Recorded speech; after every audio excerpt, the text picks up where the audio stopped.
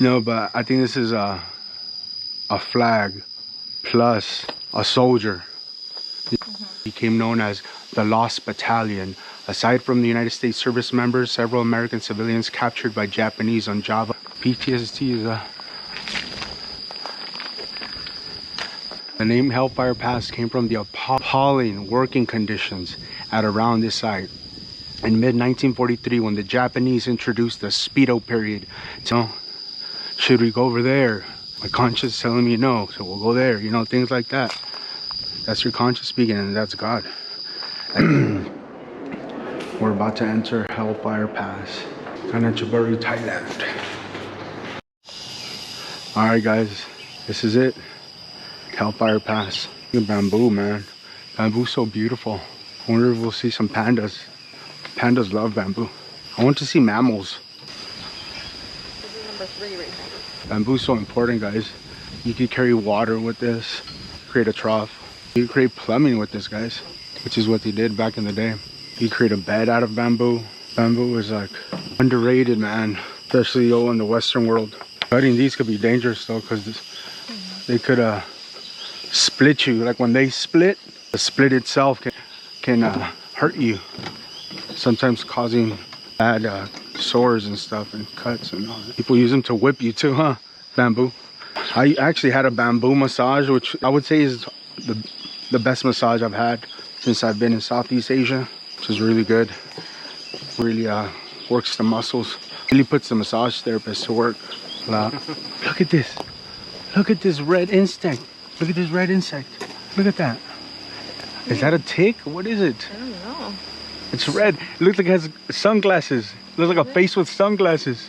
Where's my phone? Oh. I don't know. There's another one. That one is red.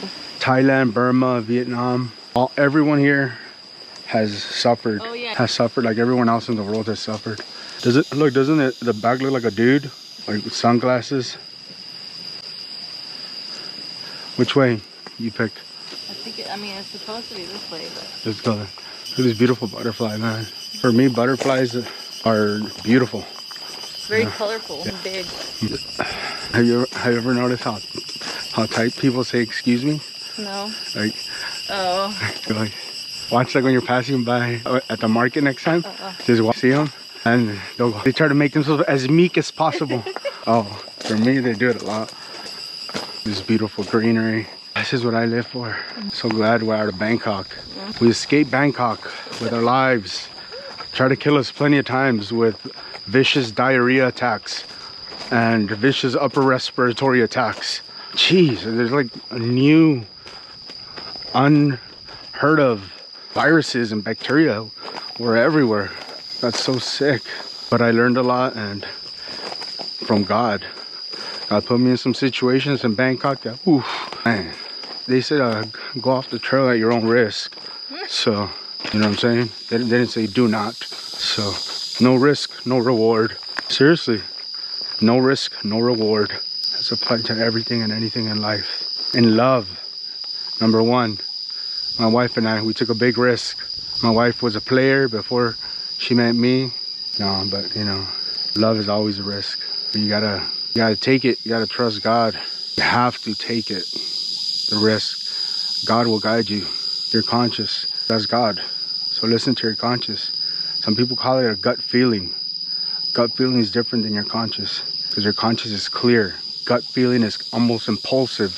And yes, sometimes you do have to go with your gut feeling, but those are in moments where you have to make decisions quick. Your conscience is slow, steady. It's something that's been guiding you through life, telling you this type of person is right. This steer clear off of this type of person. That's your conscience. Start looking towards this way. That's your conscience. You know, should we go over there? My conscience is telling me no, so we'll go there. You know, things like that. That's your conscience speaking, and that's God. And you have to take those risks with love. If you see something that you're not used to, someone that you're not used to, as far as dating or someone you didn't see in your community, like it was with my wife, we come from different backgrounds, and it was a risk for her, and it was a risk for me. And one of the things that she told me early on was that she said that when she saw me and we met, and she told herself this could be the biggest mistake of my life or the biggest blessing of my life. 16 years later, here we are. So taking a risk is worthwhile. You got to. No risk, no reward. And I took the risk too of having to be with someone that comes from a background that's different than mine, even, you know, Caucasian. So I had to worry about the parents, you know, like, what are they gonna think of me? And I was myself, as I always am, and her parents were cool. So, you know, sometimes as a man, if you worry about that too much and you don't go, you're like, I don't want to meet the parents, I don't want to meet your parents, and your conscience is telling you to do so, maybe it's because their parents want to meet you too. So no risk, no reward. You know, same thing goes with finances. You know, if you have some money to invest it in sure stocks, guys. Sure stocks, you know, and some that'll provide some dividends when you first start, and then you start getting some dividends better than having it in a bank, you know what I mean? And then you start investing in startups, which are the riskiest of all. But if there's one that hits, it's gonna hit hard and it's gonna hit good. It's gonna hit real good, you know what I mean? And so, yeah, no risk, no reward. Hopefully it's still recording. Let me see, is it still recording? I have old GoPro, guys. I need a new one. This one randomly turns off now. There's a red button. Okay, good. Because I've had some beautiful moments and they weren't captured. They weren't captured for one reason or the other. The shade provided here is, yeah, it's very welcoming. It's not making the walk dreadful. Sorry. I'm telling you, I'm still recovering from Bangkok respiratory infection. That's what I'm gonna call it. From Bangkok respiratory infection. I know. My wife got the stomach virus twice. Vicious, man. And I felt so guilty because one time she was in Vietnam. I was in Vietnam, and she was here in Thailand. And I felt so guilty. It hit me so hard because she was bad. And so then I was cool in Vietnam, but then I arrived to Thailand, and then I got the same virus. I high-fived it to you. I know exactly what happened. I probably drank from something that you had there or whatever. Check it out, guys. Hellfire Pass. Hope some of you guys know more about this than I do. That some of you guys watching this, I could type in the comment section what you know, man, because this has to do with World War II, man. Every time I think about World War II, I just think about sadness and evil. A lot of bad things happen. The name Hellfire Pass came from the appalling working conditions at around this site. In mid-1943, when the Japanese introduced the Speedo period to meet tight deadlines for completing the railway, prisoners were forced to work long hours into the night. Their work site was lit by oil lamps and bamboo fires. This flickering light, the noise from the drilling of the rock, and the shuffling of hundreds of poorly fed prisoners seemed the very image of hell. That's why they call it Hellfire Pass, man. I told you guys, dude. World War II, man. People suffered. People suffered, man. Whew, people suffered. And the Thais who risked their lives to support them. Most of the American prisoners of war captured on Java in the Dutch East Indies, present-day Indonesia. They were primary soldiers along the sailors and Marines from the USS Houston, a United States Navy heavy cruiser sunk in the Sunda Strait in the early hours of March 1st, 1942.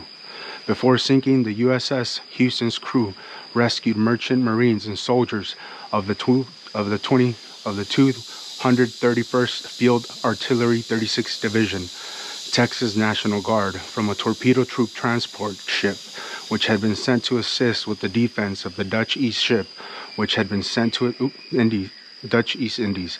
As their fate remained unknown until the end of the war, the 2/131st became known as the Lost Battalion, Aside from the United States service members, several American civilians captured by Japanese on Java were sent to work on the railway.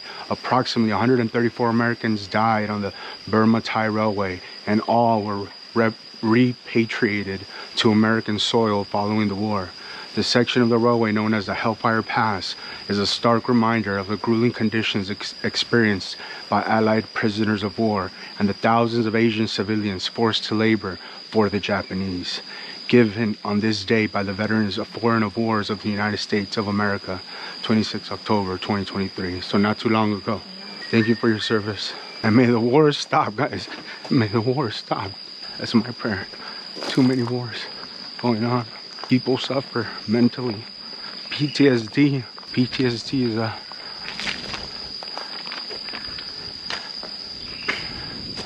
it's a motherfucker. Remembrance of all those who suffered and all who died. Australian, Thai. I want to say it's Burmese. United Kingdom. No more wars.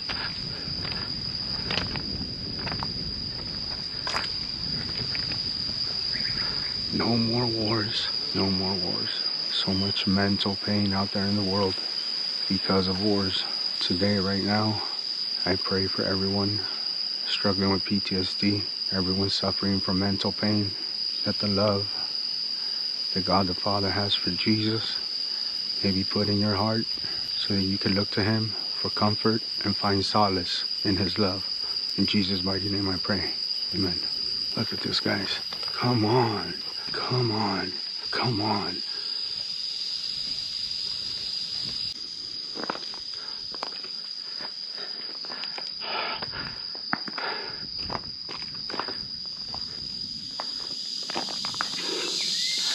So I want Christ to come back already, man. Jesus, come back. Make things right. The world needs you. Man, I should have brought an American flag. I think this is, but I think this is a flag plus a soldier. That probably had something to do with this. It's not just people bringing their flags like, oh, my country was in the war too. So here are the guys. Here are the faces. Frederick T. Rose, thank you. Oh, survived. Yeah, I think he might be the voice that you hear talking. Number 6. So you heard the Japanese, what they did? You heard like what the Japanese did? How they, the Speedo system that they created? Oh no, actually, yeah, you have to have read it. Oh, okay, no. The Japanese were known for some cruelty, man, back in the day. Look at this beautiful butterfly. Oh my God, it's beautiful. Look at that. Beautiful. Banga che me, baby. He's like, nope. This is it. Hellfire Pass. In remembrance, forgive us, Father Lord. We know not what we do. Decades of harming people and harming ourselves. I know that's not what you envisioned for this world. For that, I ask for your forgiveness, Father Lord.